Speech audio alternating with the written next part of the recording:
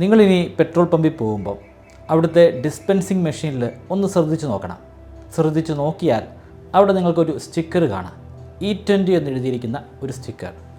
അതിൻ്റെ അർത്ഥം ആ ഡിസ്പെൻസിങ് മെഷീനിൽ നിന്ന് വെളിയിലേക്ക് വരുന്ന പെട്രോളിൽ 80% മാത്രമാണ് പെട്രോള്, ബാക്കിയുള്ള 20% എത്തനോളാണ്. എന്തിനാണ് നമ്മൾ E20 പെട്രോൾ ഉപയോഗിക്കുന്നത്?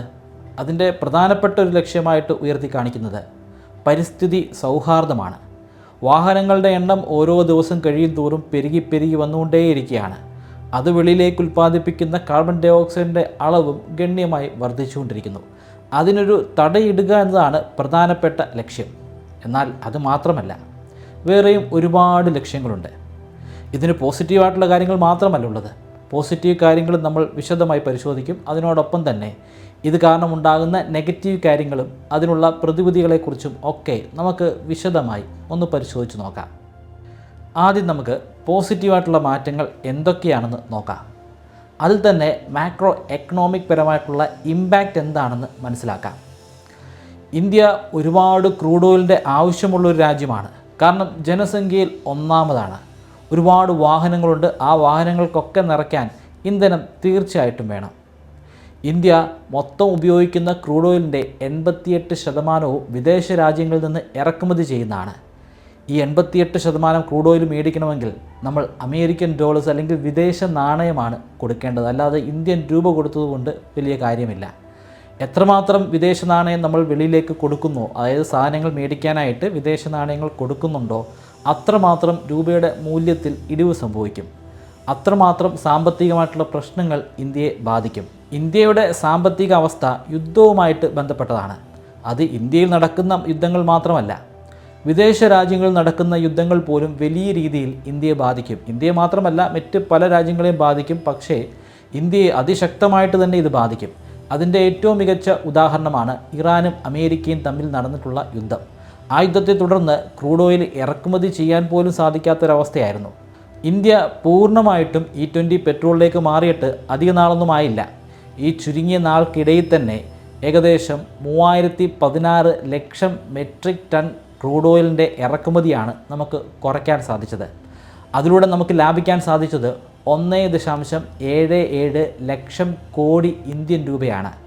ഈ പണം നമുക്ക് കുറച്ചുകൂടെ പ്രയോജനമുള്ള രീതിയിൽ റീറൂട്ട് ചെയ്യാനും സാധിച്ചു. 1.66 ലക്ഷം കോടി രൂപയാണ് നമ്മൾ കർഷകരിലെത്തിച്ചത്. കാരണം എഥനോൾ കൂടുതലായിട്ട് ഉൽപ്പാദിപ്പിക്കണമല്ലോ. എഥനോൾ കൂടുതലായിട്ട് ഉൽപ്പാദിപ്പിക്കണമെങ്കിൽ കൂടുതലായിട്ട് കരിമ്പ് ഉൽപ്പാദിപ്പിക്കണം, മേസ് ഉൽപ്പാദിപ്പിക്കണം. എന്തിന് ചീത്തയായിട്ടുള്ള അഗ്രികൾച്ചർ പ്രോഡക്റ്റ് ഉപയോഗിച്ചിട്ട് പോലും നമുക്ക് എഥനോൾ ഉൽപ്പാദിപ്പിക്കാൻ സാധിക്കും. അങ്ങനെ ഈ പണമെല്ലാം എത്തിച്ചേരുന്നത് കർഷകരിലേക്കാണ്, അല്ലെങ്കിൽ അഗ്രികൾച്ചർ സെക്ടറിലേക്കാണ്. ഇന്ത്യയുടെ അഗ്രികൾച്ചർ സെക്ടർ മുമ്പെങ്ങുമില്ലാത്ത രീതിയിൽ കൂടുതൽ ശക്തമായി വളരാൻ തുടങ്ങി. 2019 കണക്കുകൾ അനുസരിച്ച് ഇന്ത്യ ഒരു ദിവസം ഉൽപ്പാദിപ്പിച്ചിരുന്ന എഥനോളിൻ്റെ അളവ് 400 കോടി ലിറ്ററാണ്. എന്നാൽ ഇപ്പോൾ അത് 1100 കോടി ലിറ്ററായിട്ട് മാറി. എക്കോണമിക്ക് അപ്പുറമുള്ള പോസിറ്റീവ്സ് എന്താണെന്ന് നോക്കാം. ഏറ്റവും വലിയ വിജയി പരിസ്ഥിതിയാണ്. പരിസ്ഥിതി മലിനീകരണം നമുക്ക് വലിയ അളവിൽ തന്നെ കുറയ്ക്കാൻ സാധിക്കും. ഒരൊറ്റ വാഹനത്തിൻ്റെ കാര്യമല്ല ഞാൻ പറയുന്നത്. ഇന്ത്യ മുഴുവനും ഓടിക്കൊണ്ടിരിക്കുന്ന E20 പെട്രോൾ ഉപയോഗിച്ചുകൊണ്ട് ഓടുന്ന അനേകം വാഹനങ്ങൾ ഉണ്ടാക്കുന്ന മലിനീകരണത്തെക്കുറിച്ചാണ് ഞാൻ പറയുന്നത്. E20 പെട്രോൾ ഏറ്റവും പുതിയ വാഹനങ്ങളിൽ ഉപയോഗിക്കുകയാണെങ്കിൽ ഏറ്റവും മികച്ച എൻജിൻ പെർഫോമൻസ് ആയിരിക്കും നമുക്ക് കിട്ടുക. അതായത് നിലവിലുള്ള പ്രശ്നങ്ങൾ കുറച്ച് വർഷങ്ങൾ കൂടി കഴിയുമ്പോൾ ഒരു പ്രശ്നമേ ആയിരിക്കില്ല. കാരണം ആ കാലഘട്ടത്തിൽ ഇന്ത്യയിലുള്ള ഒട്ടുമിക്ക ആളുകളും ഉപയോഗിക്കുന്നത് കമ്പാരിറ്റീവ്ലി മോഡേൺ ആയിട്ടുള്ള വാഹനങ്ങളായിരിക്കും. എഥനോൾ ഒരു ഹൈ പെർഫോമൻസ് ഫ്യൂവലാണ്. അതിൻ്റെ ഒക്ടെയിൻ വാല്യൂ 108 ആണ്. അതേസമയം പെട്രോളിൻ്റെ ഒക്ടെയിൻ വാല്യൂ വെറും 84 മാത്രം. ഇന്ത്യ നിലവിൽ ഉപയോഗിച്ചുകൊണ്ടിരിക്കുന്ന E20 പെട്രോളിൻ്റെ ഒക്ടെയിൻ വാല്യൂ 95 ആണ്. E20 പെട്രോളിന് വേണ്ടി നിർമ്മിക്കുന്ന പുതിയ വാഹനങ്ങളിലെ കമ്പസ്റ്റൻ വളരെ ക്ലീൻ ആയിരിക്കും. വളരെ സ്മൂത്ത് ആയിട്ടുള്ള ഒരു ആക്സിലറേഷൻ നമുക്ക് കിട്ടും. കൂടാതെ ഏറ്റവും മികച്ച ആൻറ്റി നോക്ക് ക്യാരക്ടറിസ്റ്റിക്സ് ആയിരിക്കും ആ വാഹനങ്ങൾക്കുണ്ടായിരിക്കുക. ഇന്ത്യയിലെ ലീഡിംഗ് ആയിട്ടുള്ള ഓട്ടോമൊബൈൽ കമ്പനികളുടെ റിപ്പോർട്ട് അനുസരിച്ച് അവർ റീസെൻ്റായിട്ട് സർവീസ് ചെയ്ത 3 കോടിയോളം വരുന്ന വാഹനങ്ങളിൽ E20 പെട്രോൾ ഉണ്ടാക്കുന്നു എന്ന് പറയപ്പെടുന്ന കാറ്റസ്ട്രോഫിക് ആയിട്ടുള്ള ഫെയിലേഴ്സ് അല്ലെങ്കിൽ പാറ്റേണുകൾ കാര്യമായിട്ടൊന്നും കണ്ടെത്താൻ അവർക്ക് സാധിച്ചില്ല. ഇനി നമുക്ക് കുറച്ച് ഗ്രൗണ്ട് റിയാലിറ്റി നോക്കാം. E20 പെട്രോൾ ആളുകൾ ഉപയോഗിക്കാൻ തുടങ്ങിയതിന് ശേഷം പലരും ഉന്നയിക്കുന്ന പ്രധാനപ്പെട്ട ഒരു പ്രശ്നമാണ് മൈലേജിലുള്ള കുറവ്. ശാസ്ത്രീയമായിട്ട് പരിശോധിച്ചു കഴിഞ്ഞാൽ അത് കുറയുക തന്നെ ചെയ്യും. കാരണം കലോറിഫിക് വാല്യൂ അല്ലെങ്കിൽ എനർജി ഡെൻസിറ്റി എഥനോളിന് പെട്രോളിനേക്കാൾ കുറവാണ്.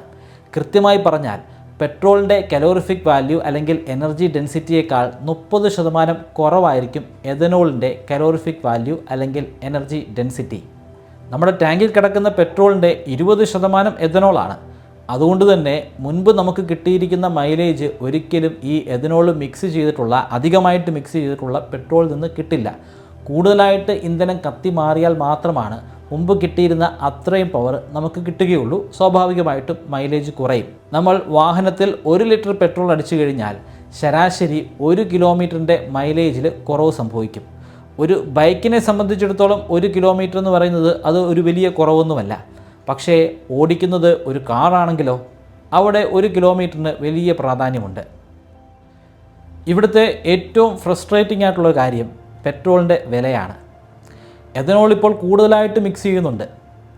പക്ഷേ കൂടുതലായിട്ട് എഥനോൾ മിക്സ് ചെയ്യുന്നതിൻ്റെ ഫൈനാൻഷ്യലായിട്ടുള്ളൊരു ബെനിഫിറ്റ് കസ്റ്റമേഴ്സിന് കിട്ടുന്നില്ല. മുമ്പ് നമ്മൾ ഇറക്കുമതി ചെയ്തിരുന്ന അത്രയും ക്രൂഡ് ഓയിൽ ഇപ്പോൾ ഇറക്കുമതി ചെയ്യേണ്ടി വരുന്നില്ല. എങ്കിൽ പോലും പെട്രോളിൻ്റെ വിലയിൽ ഒരു മാറ്റവുമില്ല. മുമ്പ് എത്രയാണോ കൊടുത്തിരുന്നത് ഏതാണ്ട് അത്രയും തന്നെ പൈസയാണ് ഇപ്പോഴും കൊടുക്കുന്നത്. ഇടയ്ക്ക് യുദ്ധം കാരണം വിലയിലൊരു വലിയ മാറ്റം സംഭവിച്ചിരുന്നു.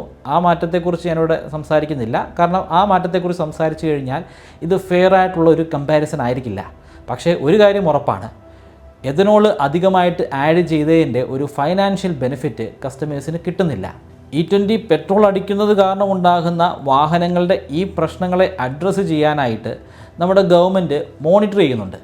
കൃത്യമായിട്ട് ആ ട്രാൻസിഷൻ മോണിറ്റർ ചെയ്ത് എന്തൊക്കെ മാറ്റങ്ങളാണ് വാഹനങ്ങളിൽ ഉൾപ്പെടുത്തേണ്ടതെന്ന് മനസ്സിലാക്കുന്നുണ്ട്.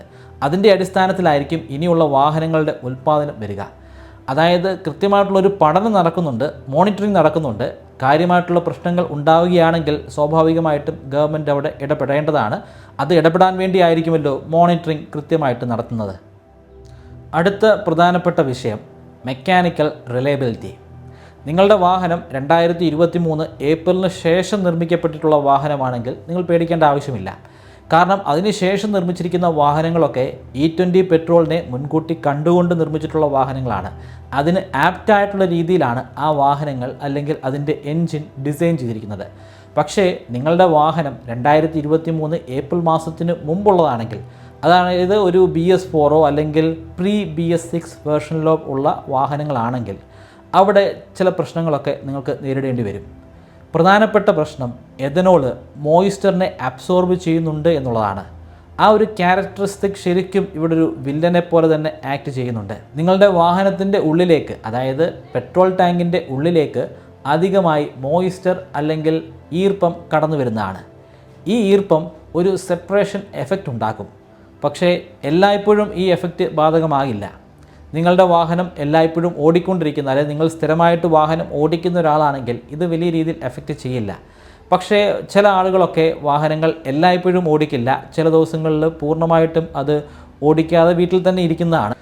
അങ്ങനെ കുറച്ചധിക നേരത്തേക്ക് ഉപയോഗിക്കാതിരിക്കുന്ന വാഹനത്തിൽ നിറയെ പെട്രോൾ ഉണ്ടെങ്കിൽ അവിടെ സെപ്പറേഷൻ എഫക്റ്റ് ഉണ്ടാകും. കൂടുതലായി മോയിസ്ചർ അതിൻ്റെ ഉള്ളിൽ അകപ്പെട്ടു പോകും. അതുകൊണ്ട് തന്നെ അത്തരത്തിലുള്ളൊരു സാഹചര്യങ്ങളിൽ നിങ്ങൾ പെട്രോൾ കൂടുതലായി അതിൽ അടിക്കാതിരിക്കുക. നിങ്ങൾ ഓടിക്കുന്ന സമയത്ത്, നിങ്ങൾക്ക് ആ വാഹനം കൂടുതലായിട്ട് ഉപയോഗിക്കേണ്ട സമയത്ത് മാത്രം അതിൽ കാര്യമായിട്ട് പെട്രോൾ അടിക്കുക.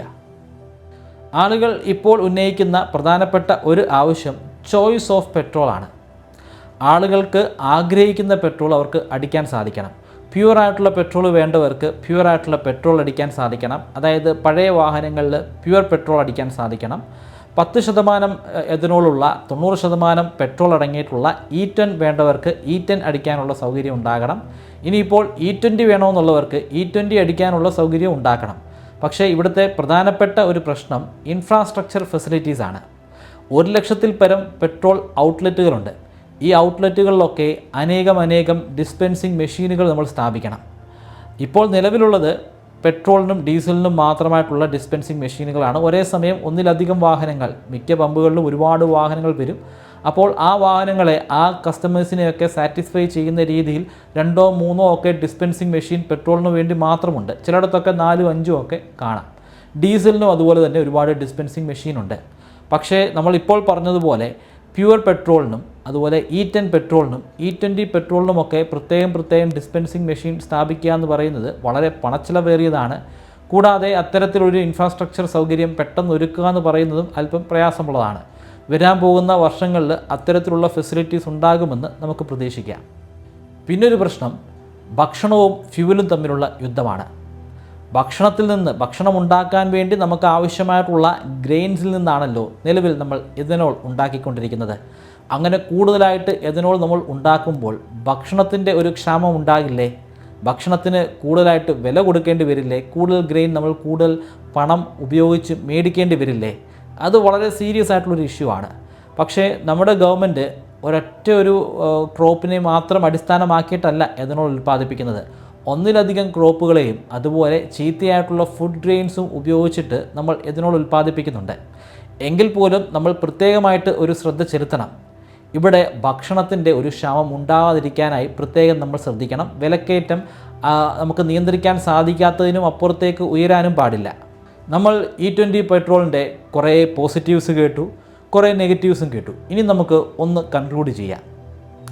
ഇന്ത്യ പോലൊരു രാജ്യത്ത് E20 പെട്രോളിന് ഒരാവശ്യമുണ്ട്. കാരണം ഇന്ത്യ വലിയ അളവിൽ തന്നെ ക്രൂഡ് ഓയിൽ ഇമ്പോർട്ട് ചെയ്യുകയാണ്. വെളിയിലുള്ള രാജ്യങ്ങളെ ഡിപ്പെൻഡ് ചെയ്തിട്ടാണ് ശരിക്കും നമ്മുടെ ഫൈനാൻഷ്യൽ സിറ്റുവേഷൻ തന്നെ നിലനിൽക്കുന്നത്. ഒരു വലിയ യുദ്ധം അത് ഇന്ത്യയിൽ നടക്കണമെന്നില്ല, വേറെ ഏതെങ്കിലും രാജ്യത്ത് നടന്നാൽ പോലും ക്രൂഡ് ഓയിലിൻ്റെ ഇറക്കുമതിയെ അത് ബാധിക്കും. ക്രൂഡ് ഓയിൽ ഉൽപ്പാദിപ്പിക്കുന്ന രാജ്യങ്ങൾക്ക് സംഘടനകൾ തന്നെയുണ്ട്. ആ സംഘടനകളൊന്ന് തീരുമാനിച്ചാൽ പോലും അത് നമ്മുടെ രാജ്യത്തിൻ്റെ ഭാവിയെ കാര്യമായിട്ട് തന്നെ ബാധിക്കുന്നതാണ്. ക്രൂഡ് ഓയിൽ കൂടുതലായിട്ട് ഇന്ത്യയിൽ നമുക്ക് നിലവിൽ ഉൽപ്പാദിപ്പിക്കാൻ സാധിക്കില്ല. അതുകൊണ്ട് തന്നെ അതിൻ്റെ ബദൽ മാർഗങ്ങൾ ഉറപ്പായും നമ്മൾ കണ്ടെത്തണം. E20 ഒരു പരിധിവരെ നമ്മളെ സഹായിക്കുന്നുമുണ്ട്. ഒരുപാട് റൂമേഴ്സ് പരക്കുന്നുണ്ട്. കുറേയൊക്കെ വളരെ കാര്യമായിട്ടുള്ള കാര്യങ്ങൾ തന്നെയാണ്. പക്ഷേ കൃത്യമായിട്ട് നമ്മൾ ഓരോ കാര്യങ്ങളും വിശദമായി മനസ്സിലാക്കാൻ ശ്രമിക്കണം. അല്ലാതെ ഏതെങ്കിലും ഒരു ഇൻസ്റ്റാഗ്രാം റീല് കണ്ടിട്ട് അല്ലെങ്കിൽ എൻ്റെ ഈ വീഡിയോ തന്നെ കണ്ടിട്ട് നിങ്ങളൊരു ജഡ്ജ്മെൻറ്റിലേക്ക് വരരുത്. നിങ്ങൾ ഓരോരുത്തരും കൃത്യമായിട്ട് ആ കാര്യങ്ങൾ നിരീക്ഷിക്കണം. ഒരുപക്ഷെ ഈ വീഡിയോ കാണുന്ന ഒരു വ്യക്തി ഒരു പ്രൊഫഷണൽ ഡ്രൈവറായിരിക്കാം. അതുമല്ലെങ്കിൽ സ്ഥിരമായിട്ട് വാഹനം ഓടിക്കുന്ന E20 പെട്രോള് ദിനം പ്രതി ഉപയോഗിക്കുന്ന ഒരു വ്യക്തിയായിരിക്കാം. നിങ്ങൾ സ്വന്തമായിട്ട് ഇതൊന്ന് വിലയിരുത്തണം. സർക്കാരിൻ്റെ പ്രൊസീജിയേഴ്സിനെ വിലയിരുത്തണം. കൃത്യമായിട്ടുള്ള പ്രൊസീജിയേഴ്സ് ഉണ്ടോ എന്ന് വിലയിരുത്തണം.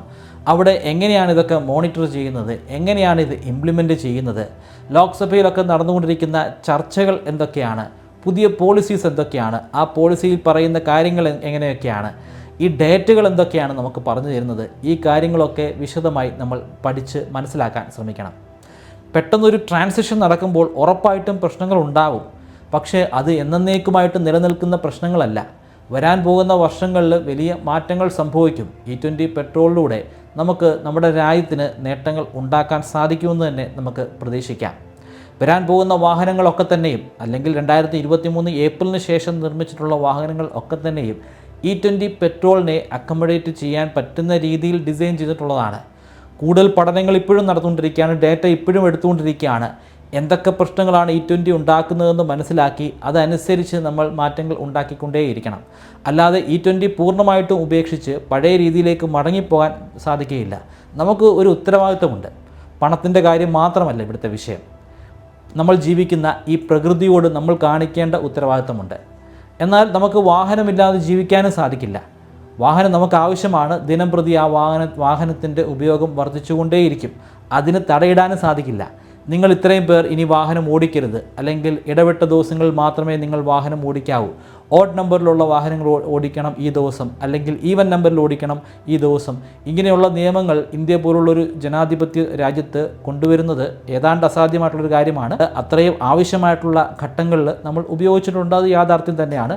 പക്ഷേ ഒരു രാജ്യത്ത് പൂർണ്ണമായിട്ടും എക്കാലത്തേക്കും അങ്ങനെയുള്ള നിയമങ്ങൾ കൊണ്ടുവരാൻ സാധിക്കില്ല. പക്ഷേ നമുക്ക് ബദലായിട്ടുള്ള പല മാർഗ്ഗങ്ങൾ സ്വീകരിക്കാൻ സാധിക്കണം. E20 ഒരു മാർഗ്ഗം മാത്രമാണ്. ഇത്തരത്തിൽ പുതിയ പുതിയ ആശയങ്ങൾ കണ്ടെത്തി അതിലേക്ക് മാറാനായിട്ട് നമ്മുടെ സിസ്റ്റത്തിനും നമ്മുടെ ഗവൺമെൻറ്റിനും സാധ്യമാകണം. അതുകൊണ്ട് തന്നെ തീർച്ചയായിട്ടും നിങ്ങൾ വരാൻ പോകുന്ന പോളിസികൾ എന്തൊക്കെയാണെന്ന് മനസ്സിലാക്കുക. എല്ലാം അപ്ഡേറ്റഡ് ആയിട്ടിരിക്കുക. ആരെങ്കിലും എന്തെങ്കിലും പറയുന്നത് അതേപടി കേൾക്കാതെ നിങ്ങൾക്ക് സ്വന്തമായിട്ടൊരു തീരുമാനമുണ്ടാക്കാൻ സാധിക്കുക. നിങ്ങൾക്ക് ഇതുമായി ബന്ധപ്പെട്ട് എന്തെങ്കിലും അഭിപ്രായങ്ങളുണ്ടെങ്കിൽ, ചിലപ്പോൾ എൻ്റെയിൽ നിന്നും തീർത്തും വ്യത്യസ്തമായിട്ടുള്ള അഭിപ്രായങ്ങളായിരിക്കും, എന്തുതന്നെയാണെങ്കിലും തീർച്ചയായിട്ടും നിങ്ങൾക്കത് താഴെ കമൻറ്റ് ബോക്സിൽ രേഖപ്പെടുത്താവുന്നതാണ്. നിങ്ങൾക്ക് ഞാനൊരു 25 മെമ്മറി ട്രിക്കുകൾ പറഞ്ഞുതരാം. ആ മെമ്മറി ട്രിക്കുകൾ ഉപയോഗിച്ച് എത്ര കടുകട്ടിയായിട്ടുള്ള വിഷയങ്ങളും വളരെ ഈസി ആയിട്ട് പഠിക്കാനും ദീർഘനാളത്തേക്ക് നിങ്ങളുടെ ഓർമ്മശക്തിയിൽ സൂക്ഷിച്ചു വയ്ക്കാനും സാധിക്കും. ഈ 25 മെമ്മറി ട്രിക്കുകൾ ഒരു കോഴ്സിൻ്റെ രൂപത്തിൽ ബ്രൈറ്റ് കേരളൈറ്റിൻ്റെ വെബ്സൈറ്റിലും അതുപോലെ മൊബൈൽ ആപ്ലിക്കേഷനിലും ഇപ്പോൾ ലഭ്യമാണ്. 3000 രൂപയാണ് ഈ കോഴ്സിൻ്റെ റേറ്റ്. എന്നാൽ നിങ്ങൾ ഇപ്പോൾ രജിസ്റ്റർ ചെയ്യുകയാണെങ്കിൽ 20% ഡിസ്കൗണ്ട് ലഭിക്കുന്നതാണ്. അതിനുവേണ്ടി സ്ക്രീനിൽ കാണുന്നത് പോലെ MBK20 എന്ന പ്രോമോ കോഡ് ഉപയോഗിക്കുക. ഡിസ്ക്രിപ്ഷനിലും ഫസ്റ്റ് കമൻറ്റിലും ഞാൻ ലിങ്ക് കൊടുക്കുന്നുണ്ട്. താല്പര്യമുള്ളവർ ഇപ്പോൾ തന്നെ രജിസ്റ്റർ ചെയ്യുക.